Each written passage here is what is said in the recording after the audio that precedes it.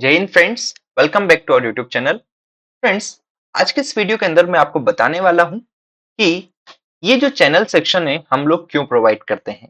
काफी important question है friends, interview में भी और एग्जाम्स में भी पूछा जाता है। तो सिंपल सा इसका जवाब है फ्रेंड्स, चैनल सेक्शन प्रोवाइड करने का पीछे का रीजन ये है कि ये हमारा लेटरल रिस्ट्रेंट प्रोवाइड कराता है। डेट इज, यहाँ पर मैं लिख कर लाया हूं, channel section is provided to increase lateral stability of gantry girder subjected to a lateral force due to the movement of the crane on the crane girder।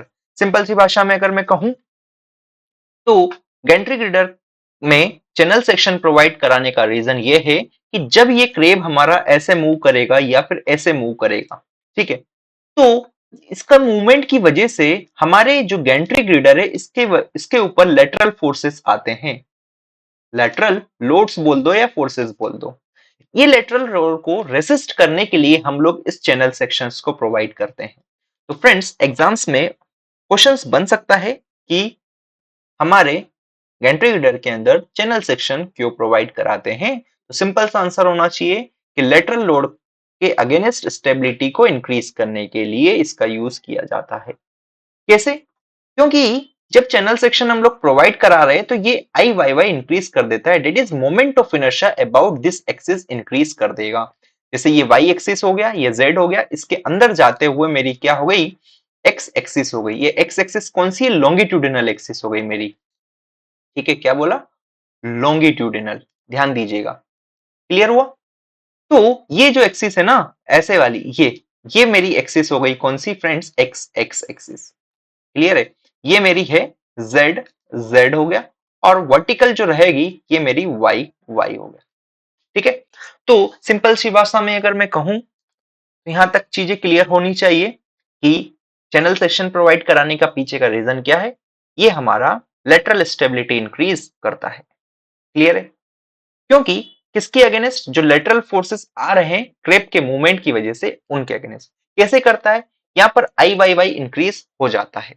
ठीक है, तो फ्रेंड्स, यहां पर मेरे ख्याल से ये चीज क्लियर हो गई होगी कि चैनल सेक्शंस क्यों प्रोवाइड कराते हैं। इसके डेरिवेशन पे मैं नहीं जा रहा हूं क्योंकि वो ज्यादा यूजफुल है नहीं। ठीक है, आगे अगर बात करें फ्रेंड्स कि हमको अगर हमको क्या बोला है यहाँ पर कि आई जेड जेड की रिक्वायरमेंट होती है जिससे कि वर्टिकल लोड ज्यादा कैरी कर सके, या बोल सकते हैं higher I Z Z is required to resist vertical load from the wheel of the crane girder. Simple सी भाषा में अगर मैं कहूं तो ये जब व्हील, ये जो क्रेन ग्रिडर हमारा ऐसे मूव करेगा तो ये जो ग्रिडर है, ग्रिडर कुछ इस प्रकार से डिफ्लेक्ट होगा। मतलब ये 1 ये 2 है, इसको मैं ऐसे बनाऊं, यहाँ पर ये 1 था ये 2 था, इसके ऊपर जो हमारे क्रेन ग्रिडर की वजह से क्या होगा, ये इस प्रकार से डिफ्लेक्शन आएगा। कितना आना चाहिए, कितना परमिसिबल लिमिट है, उनकी बात हम लोग करेंगे। पर ये जो डिफ्लेक्शन आएगा, इस डिफ्लेक्शन को कम करने के लिए, रिड्यूस करने के लिए हमको क्या करना पड़ेगा? रिड्यूस करने के लिए आई जेड जेड को क्या करना पड़ेगा? इंक्रीज करना पड़ेगा। और आई जेड जेड कैसे इंक्रीज हो जाएगा? मेरे हिसाब से आप मोमेंट ऑफ इनर्शिया जानते हैं, बी डी क्यूब बाय 12। तो जैसे जैसे अगर आप डेप्थ बढ़ा देंगे, ये डेप्थ बढ़ाते जाएंगे, है ना, जैसे जैसे आप ये डेप्थ बढ़ाते जाएंगे तो आपका मोमेंट ऑफ इनर्शिया क्या होता जाएगा? बढ़ता जाएगा। और ये इक्वेशन मेरे ख्याल से आपको पता है, sigma by Y is equals to M by I. यहाँ पर moment of inertia is directly proportional बोल सकते हैं हम लोग मोमेंट के। ठीक है, तो इस केस में ऐसा होगा, अगर आप ये डेप्थ बढ़ा रहे हैं, डेट इज डी, अगर बढ़ाएंगे तो आपका आई जेड जेड बढ़ जाएगा। और जैसे आई जेड जेड बढ़ेगा वहां पर हमारा वर्टिकल लोड के अगेंस्ट क्या हो जाएगा? वो उसको रेसिस्ट करने की क्षमता भी उसकी बढ़ जाएगी। समझ आया? तो ये बेसिक सी बात थी, यहां तक मैंने आपको अभी तक क्लियर करी है। आगे अगर बात करें फ्रेंड्स इसी के अंदर, तो मैंने आपको जब वीडियो स्टार्ट किया था उसमें बोला था कि गैंट्री रीडर हमारे लिटरली अनसपोर्टेड बीम्स होते हैं।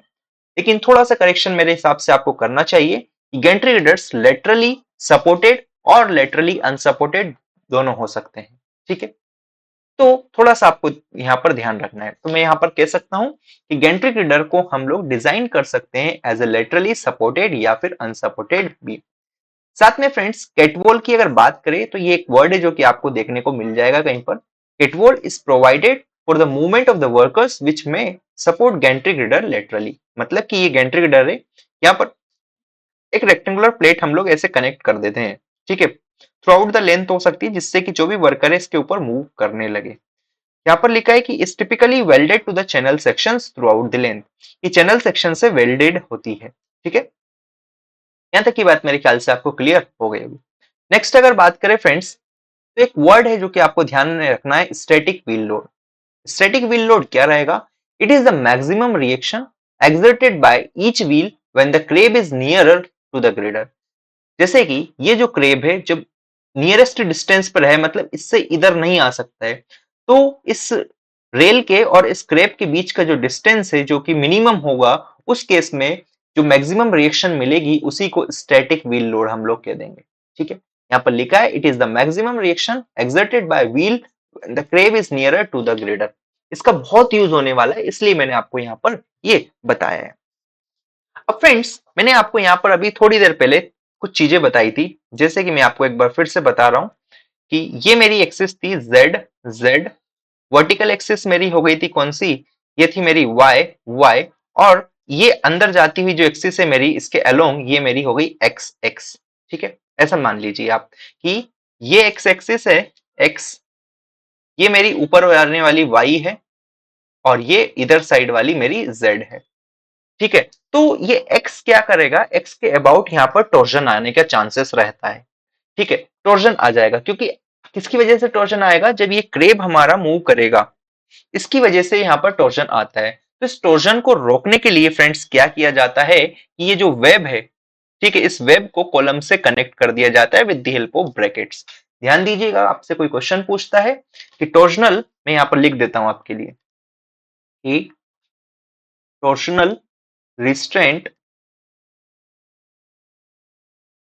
prevents rotation of beam about longitudinal axis, ठीक है, जो कि मेरी एक्स एक्स है इस केस में। समझ आया? तो यहां तक की चीज मेरे ख्याल से आपको क्लियर हो जानी चाहिए। अब आगे हम कुछ और बात कर लेते हैं जो कि जरूरी है। Different types of Gentry gear होते हैं friends, manually operated overhead travelling cranes, MOT बोल दो, और electrically operated overhead travelling cranes, EOT हो जाएगा, जो कि इलेक्ट्रिकली ऑपरेटेड होती है और एक मैनुअली ऑपरेटेड होती है। इसी को हम लोग हैंड ऑपरेटेड भी कह देते हैं, ठीक है। यहाँ पर एक और पॉइंट लिखा है कि हैवी ड्यूटी क्रेन्स जो रहती है उसके अंदर फटीग कंडीशन भी हमको देखने को मिलती है, तो उस फटीग कंडीशन देखने को मिलती है। डिफरेंट कॉम्बिनेशंस यहाँ पर है जो कि ज्यादा कुछ जरूरी है नहीं, इसलिए मैं इन पे टाइम नहीं बिगाड़ रहा हूँ। एक और इंपॉर्टेंट बात यहाँ पर मैं बता देता हूँ आपको, different types of gantry girder आपको देखने को मिल सकते हैं, जैसे कि full gantry girder, gantry crane system, semi gantry crane system, portable gantry crane system and adjustable gantry cranes. जिस नाम आपको ध्यान में रखना है, इनके बारे में कोई ज्यादा डिटेल्स मैं नहीं देने वाला हूँ। तो आई होप यहाँ तक की चीजें आपको क्लियर हो गई होगी।